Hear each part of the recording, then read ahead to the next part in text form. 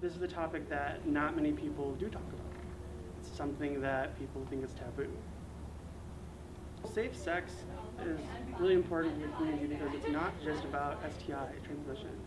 It's about learning what sex is. And it's about learning who as a person and how you can protect yourself from getting an STI or from engaging in sex that you weren't really ready for.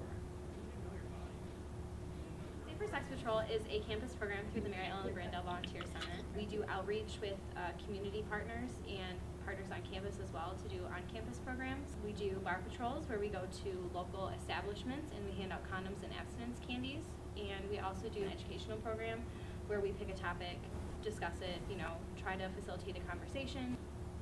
And also when we do bar patrols, we do give a presentation for all of our participants before we go out to bars to talk about how high STI rates are, give them information on STI rates, and kind of explain to them why we're doing what we're doing, because it actually is really important. I think a lot of people don't really realize that. And our program does talk about abstinence because abstinence is the only way to not have a risk. We also know that some people don't choose that path.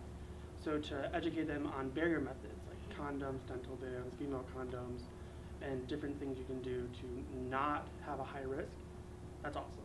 We're going to the cabin and hotel. Yes. Sex isn't something that's talked about in high school, especially if you come from a more sheltered area. So to have a program like this on our campus where we're talking about sex and talking about the reality that young people have the highest rates of STI contraction and transmission, I think that's really important. And not only do we focus on protecting the CMU community, we actually go out, try and prevent the STI transmissions in the Mt.Pleasant community as a whole. I would say if you're going to a Safer Sex Patrol program, come with an open mind and be willing to learn. We always try to say that this is a safe space, this is a safe environment. Sometimes you learn more in the uncomfortable than you do being comfortable.